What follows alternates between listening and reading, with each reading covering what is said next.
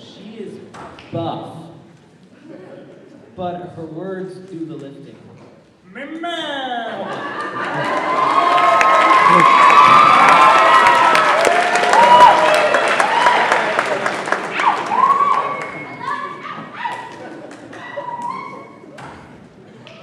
Ahoy.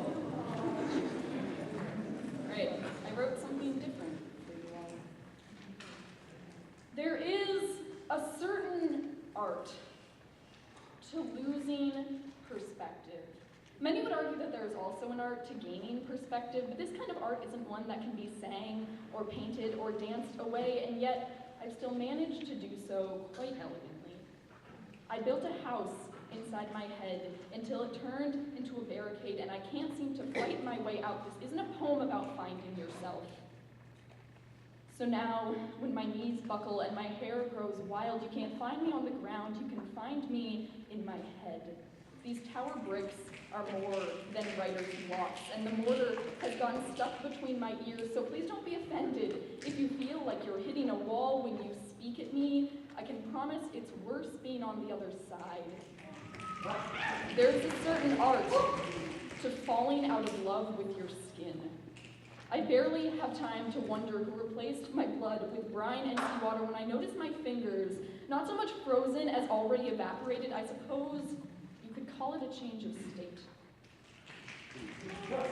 But let's face the facts, my dear, because we're all gathered here, and my 2 cents can't pay for the bus fare to elsewhere. Did you know that humans are 78% water?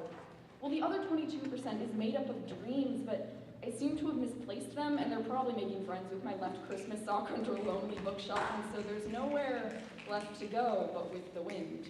I am shocked at the terror of falling asleep. My brain is wrenched away from my bones, and they cry for me that they're not used to being alone, and when I find them the next morning, they're cold and lonely and shaking, praying that my love will guide them back home in my spirit. My bones are afraid of the dark, so I've become nocturnal. There's a certain art to writing love poems. But these words don't come with a dedication. Nothing makes you feel more real than the lack of association. And when the distance from my brain to my pen is miles long, almost as far as my lips to your cheek, it isn't company I seek. It's words. But these extended metaphors won't extend past my lips any longer. There's a certain art to knowing when to be quiet. Thank you.